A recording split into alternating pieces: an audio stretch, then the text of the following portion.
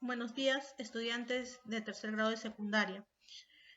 El curso es lenguaje, les habla la profesora Maritza Taza. El tema de hoy es origen y formación del castellano.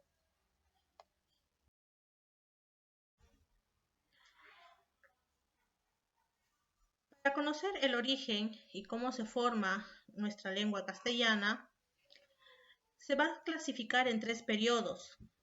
Periodo 1 o sustrato lingüístico. Periodo 2 o estrato lingüístico y periodo 3 o superestrato lingüístico. En cada uno de estos van a haber eventos importantes que van a consolidar nuestra lengua hasta la actualidad. Lingüístico o también de lenguas primitivas. Al inicio, en el siglo III a.C., el territorio que actualmente conocemos como España se conocía como península ibérica. ¿Qué es una península? Península es una porción de tierra que sobresale del continente. Península, porción de tierra que sobresale del continente y que está rodeado de mar. Ibérica, ¿por qué? Porque como te das cuenta en el mapa, la mayor población era el pueblo íbero. Además de estos, también ocupaban el territorio el pueblo vasco, el pueblo celta, los cartaginenses, los fenicios, los griegos. Estos eran llamados pueblos primitivos y cada uno en ese periodo, siglo III a.C., tenían su propia lengua. Te hago una acotación. En la actualidad, de todos estos pueblos primitivos, el único que conserva su lengua son el pueblo vasco. Su lengua se llama vascuence o euskera. Quiere decir que en España se mantiene al otro periodo, estrato lingüístico o de la invasión romana. Los pueblos de la península ibérica fueron invadidos en el siglo III a.C. por los romanos, que se encontraban en apogeo e invadían diversos territorios del continente europeo. Invaden la península ibérica hasta el siglo V después de Cristo. Los romanos, al tener conquistado a los pueblos ibéricos, van a denominar a todo este territorio como Hispania, la provincia de Hispania, una de las tantas provincias que tenía Roma. Y van a imponer sus costumbres, su cultura, sus leyes y sobre todo su lengua, que va a ser el latín. Ya sabes que cuando un pueblo es conquistado, una de las maneras de imponer su dominio es mediante la lengua, ya sea de forma pacífica o de forma violenta. Y qué mejor ejemplo lo que ocurrió en nuestro propio país con la lengua castellana, que al venir los españoles la impusieron a la fuerza, reemplazando al quechua, al aymara y lenguas amazónicas.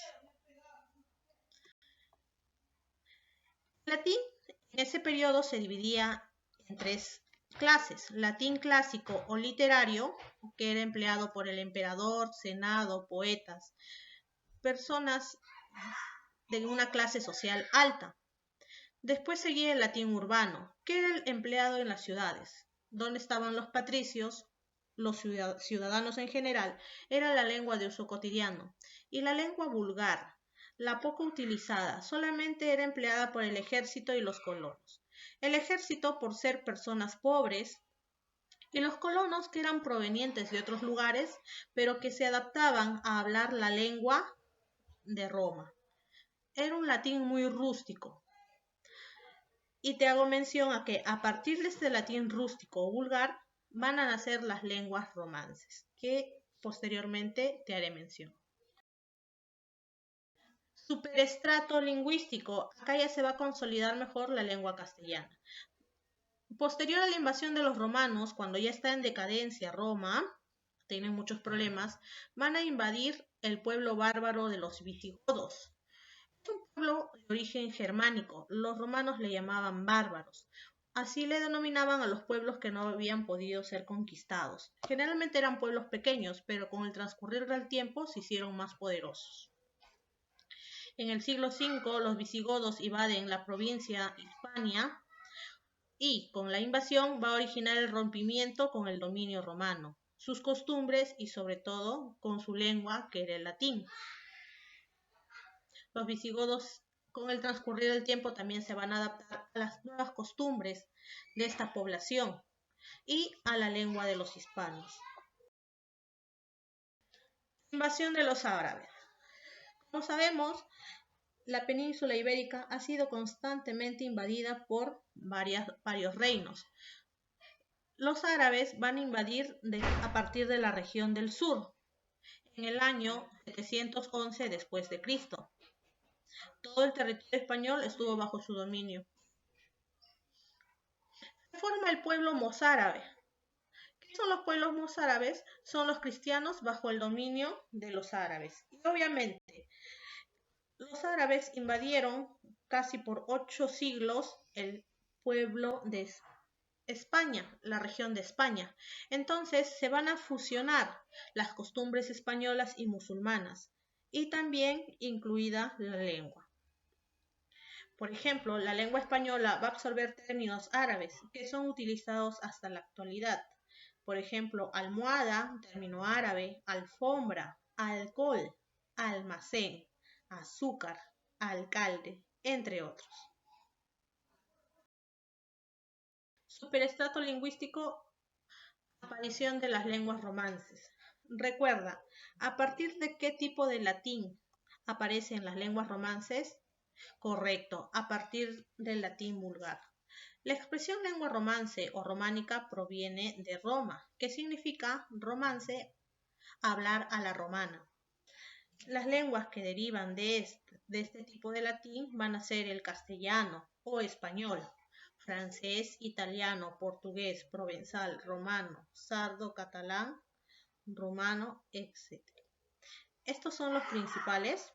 Como podemos ver acá, posterior a la invasión musulmana, ya se está viendo cómo se empiezan a distribuir los pueblos y que cada uno va consolidando su propia lengua.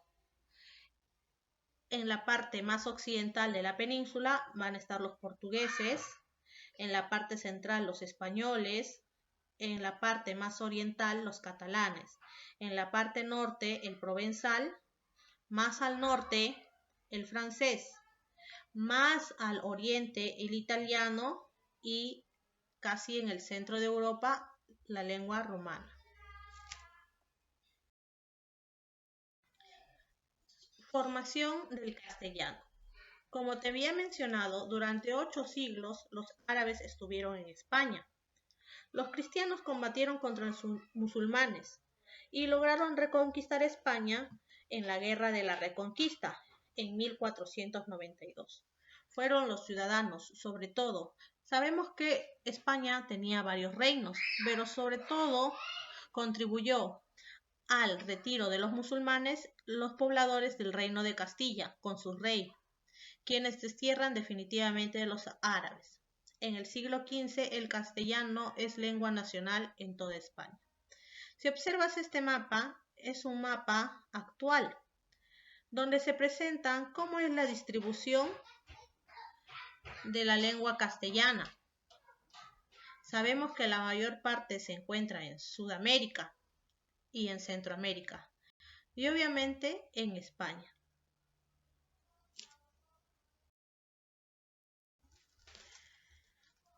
Alfonso X, el sabio, sobresale en ese periodo por haber institucionalizado el uso del castellano, haber promovido la creación de una serie de producciones textuales en su tiempo. También te hago mención de este texto, Gramática de la Lengua Castellana o Gramática Castellana, escrito por Antonio de Nebrija y publicado en 1492. Para eso ya existía la imprenta. Va a ser el primer libro impreso que se va a centrar en el estudio de las lenguas romances. Va a ser una primera obra que se va a dedicar al estudio de la lengua castellana y sus reglas, sus normas. Fue hazaña de Antonio de Nebrija, a la que se debe una posición de primer orden en la historia. ¿Por qué? Por haber compuesto la primera gramática castellana, primera también entre las gramáticas románicas, a las que servirá de modelo. Muy bien, estudiantes. Este ha sido Origen y Formación del Castellano 1. Por favor, realizar las actividades encomendadas. Que tengan un buen día.